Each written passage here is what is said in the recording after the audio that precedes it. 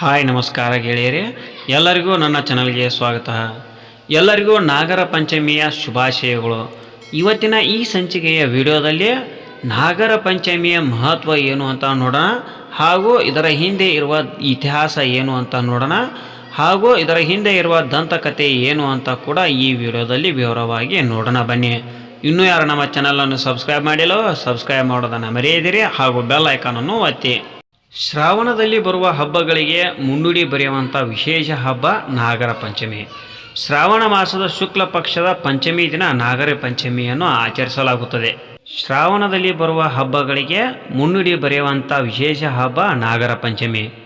ಶ್ರಾವಣ ಮಾಸದ ಶುಕ್ಲ ಪಕ್ಷದ ಪಂಚಮಿ ದಿನ ನಾಗರ ಪಂಚಮಿ ಹಬ್ಬವನ್ನು ಆಚರಿಸಲಾಗುತ್ತದೆ. ನಾಗರ ಪಂಚಮಿ ಎಂದರೆ ಒಡ ಹುಟ್ಟಿದವರ ಹಬ್ಬ, ಹೆಣ್ಣು ಮಕ್ಕಳ ಹಬ್ಬ. ನಾಗಪ್ಪನಿಗೆ ಹಾಲು ಎರೆದು ಆಚರಿಸುವ ಹಬ್ಬವಾಗಿದೆ. ಈ ಹಬ್ಬಕ್ಕೆ ಗರುಡ ಪಂಚಮಿ ಎಂಬ ಹೆಸರು ಕೂಡ ಇದೆ.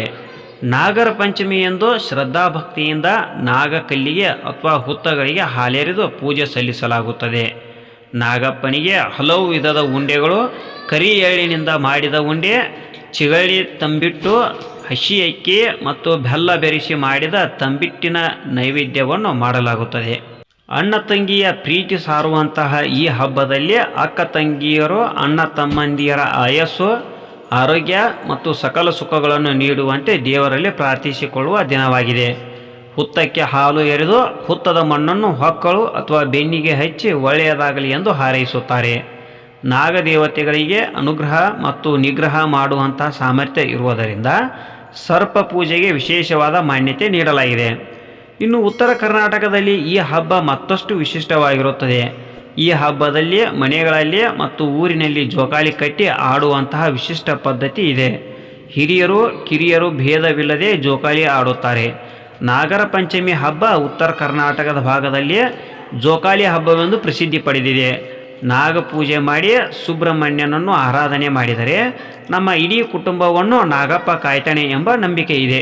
ಶ್ರೀಕೃಷ್ಣನು ಯಮುನಾ ನದಿಯ ಆಳದಲ್ಲಿದ್ದ ಕಾಳಿಯ ನಾಗನನ್ನು ಮರ್ದನ ಮಾಡಿದ ದಿವಸ. ಅದೇ ದಿನವೂ ಶ್ರಾವಣ ಶುಕ್ಲ ಪಂಚಮಿಯಾಗಿತ್ತು. ಬಾಲಕೃಷ್ಣನು ಯಮುನಾ ನದಿಯ ತೀರದಲ್ಲಿ ಆಡುತ್ತಿದ್ದಾಗ ಚೆಂಡು ನದಿ ದಂಡೆಯಲ್ಲಿದ್ದ ಮರದ ಕಾಂಡದಲ್ಲಿ ಸಿಕ್ಕಿ ಹಾಕಿಕೊಂಡಿತ್ತು. ಆ ಚೆಂಡನ್ನು ಎತ್ತಿಕೊಳ್ಳಲು ಹೋದಾಗ ಕೃಷ್ಣನು ಜಾರಿ ನದಿಯಲ್ಲಿ ಬಿದ್ದನು. ಯಮುನಾ ನದಿಯಲ್ಲಿ ಕಾಳಿ ಎಂಬ ನಾಗ ವಾಸವಾಗಿದ್ದು ವಿಷಭರಿತವಾಗಿರುತ್ತದೆ. ಕೃಷ್ಣಾ ನದಿಗೆ ಬಿದ್ದಾಗ ಕಾಳಿಯ ಎಂಬ ಹಾವು ಅವನ ಮೇಲೆ ದಾಳಿ ಮಾಡುತ್ತದೆ. ಆಗ ಕೃಷ್ಣನು ಕಾಳಿಯ ವಿರುದ್ಧ ಹೋರಾಟ ಮಾಡುತ್ತಾನೆ. ಈ ವೇಳೆ ಕಾಳಿಯ ಹಾವಿಗೆ ಕೃಷ್ಣನು ಸಾಮಾನ್ಯ ಬಾಲಕನಲ್ಲ ಎಂದು ಅರಿವಿಗೆ ಬರುತ್ತದೆ. ಆಗ ಕಾಳಿಯ ಹಾವು ಕೃಷ್ಣನನ್ನು ತನ್ನನ್ನು ಕೊಲ್ಲಬೇಡವೆಂದು ಕೇಳಿಕೊಳ್ಳುತ್ತದೆ. ಕಾಳಿಯನ್ನು ಕ್ಷಮಿಸಿದ ಕೃಷ್ಣನು ಜನರಿಗೆ ತೊಂದರೆ ಮಾಡಬೇಡ ಎಂಬ ಬುದ್ಧಿ ಮಾತು ಹೇಳಿ ಆ ಹಾವನ್ನು ಬಿಟ್ಟು ಬಿಡುತ್ತಾನೆ. ಹೀಗಾಗಿ ಕೃಷ್ಣನು ಕಾಳಿಯ ನಾಗನನ್ನು ವರ್ಧನ ಮಾಡಿದ ದಿವಸದಂದು ನಾಗರ ಪಂಚಮಿ ಮಾಡಲಾಗುತ್ತದೆ. ಇನ್ನು ಮತ್ತೊಂದು ಕಥೆ ಎಂದರೆ, ತನ್ನ ತಂದೆ ಪರೀಕ್ಷಿತ ರಾಜನ ಸಾವಿಗೆ ಸರ್ಪ ಒಂದು ಕಾರಣವೆಂದು ತಿಳಿದು ರಾಜ ಜನಮೇಜಯ ಭೂಲೋಕದಲ್ಲಿ ಸರ್ಪ ಸಂಕುಲವನ್ನು ನಿರ್ನಾಮ ಮಾಡಲು ಸರ್ಪ ಯಜ್ಞವನ್ನು ಮಾಡಲು ಆರಂಭಿಸುತ್ತಾನೆ. ಆ ಯಜ್ಞಕ್ಕೆ ಎಲ್ಲ ಸರ್ಪಗಳು ಬಂದು ಬೀಳುತ್ತಿರುತ್ತವೆ. ಈ ಸಂದರ್ಭದಲ್ಲಿ ಸರ್ಪಗಳು ಪ್ರಾರ್ಥನೆ ಮಾಡಿಕೊಂಡಾಗ ಆಸ್ತಿಕ ಮುನಿಗಳು ಸರ್ಪಯಜ್ಞ ಮಾಡುವ ಜನಮೇಜಯ ರಾಜನನ್ನು ಪ್ರಸನ್ನಗೊಳಿಸಿಕೊಳ್ಳುತ್ತಾರೆ. ಜನಮೇಜಯ ರಾಜನು ವರವನ್ನು ಕೇಳು ಎಂದು ಹೇಳಿದಾಗ ಆಸ್ತಿಕ ಮುನಿಗಳು ಪ್ರಾಣಿ ಹಿಂಸೆ ಮಹಾಪಾಪವೆಂದು ನೀವು ಈಗಾಗಲೇ ಮಾಡುತ್ತಿರುವ ಸರ್ಪಯಜ್ಞವನ್ನು ಕೂಡಲೇ ನಿಲ್ಲಿಸಬೇಕು ಎಂಬ ವರವನ್ನು ಕೇಳಿಕೊಳ್ಳುತ್ತಾರೆ. ರಾಜ ಜನಮೇಜಯನು ಆಸ್ತಿಕ ಮುನಿಗಳ ಮಾತಿಗೆ ಬೆಲೆ ಕೊಟ್ಟು ಸರ್ಪಯಜ್ಞವನ್ನು ನಿಲ್ಲಿಸುತ್ತಾನೆ. ಆ ನಿಲ್ಲಿಸಿದ ದಿನವನ್ನೇ ನಾಗರ ಪಂಚಮಿ ಎಂದು ಕರೆಯಲಾಗುತ್ತದೆ. ನಿಮಗೆ ಈ ವಿಡಿಯೋ ಇಷ್ಟವಾಗಿದ್ದರೆ ಲೈಕ್ ಮಾಡಿ ಹಾಗೂ ಇತರರಿಗೂ ಶೇರ್ ಮಾಡಿ. ಇನ್ನೂ ಇಂತಹ ಉಪಯುಕ್ತ ವಿಡಿಯೋಗಳಿಗಾಗಿ ನಮ್ಮ ಚಾನಲನ್ನು ಸಬ್ಸ್ಕ್ರೈಬ್ ಮಾಡಿ ಹಾಗೂ ಬೆಲ್ ಐಕಾನನ್ನು ಒತ್ತಿ. ಧನ್ಯವಾದಗಳು.